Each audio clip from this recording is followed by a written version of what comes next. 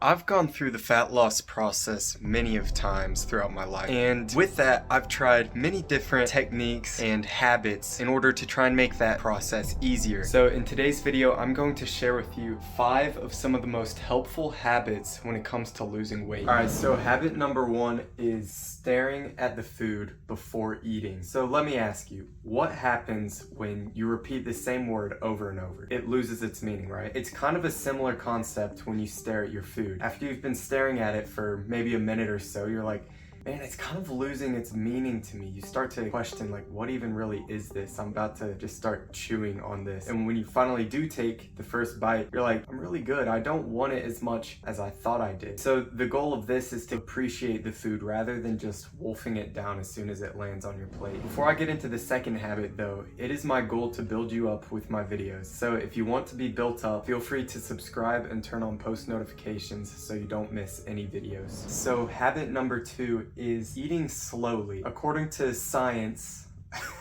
it takes about 20 minutes for your stomach to send the signal to your brain that you are full. So the problem that a bunch of people run into is they eat way too quick, and then by the time their body actually sends that signal, they've already eaten too much. But if you just take your time and eat slowly, you're way less likely to overeat, and also you'll feel more satisfied with eating less food. The way this works is when you're hungry, your body starts producing a hormone called ghrelin. And so ghrelin tells your brain that you want food. After you eat and you're satiated, your body produces the hormone called leptin, and leptin tells your brain that you're full. And what many people don't actually know is that overeating can override leptin and make your body start producing ghrelin again. So this leads to increased cravings even though you're already full. Alright, so habit number 3 is probably the most important one on this list. It is having an active hobby. So I've noticed in the past, whenever I'm into an active hobby, it becomes so much easier to not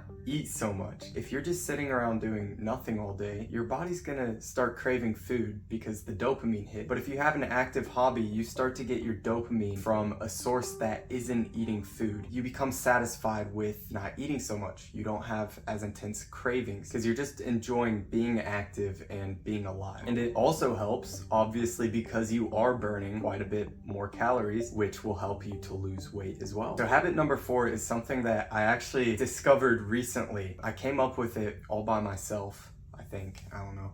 Eating without stimuli. What I mean by this is when you eat, sit down at the table and eat. Do not do anything else, just eat. Don't have your phone, don't be watching TV, just you and the food. And so when I paired this with eating slowly and really taking the time to chew my food thoroughly, I realized that eating gets pretty boring, especially if you are taking your time and you're setting your fork down in between bites. It's slow and it gets boring. And so this was a really cool moment for me, is when I realized doing this, I'm looking forward to doing something that's not eating. But when you don't have any extra sources of stimulation while you're eating, it makes it more boring, it makes it more slow, and you don't crave food as much when you're not eating. It really feels like there's a time to eat and there's a time to do everything else. Alright, so the final habit that has helped me to lose weight is consistency in diet. When I got into a rhythm of things and I ate the exact same breakfast, exact same lunch,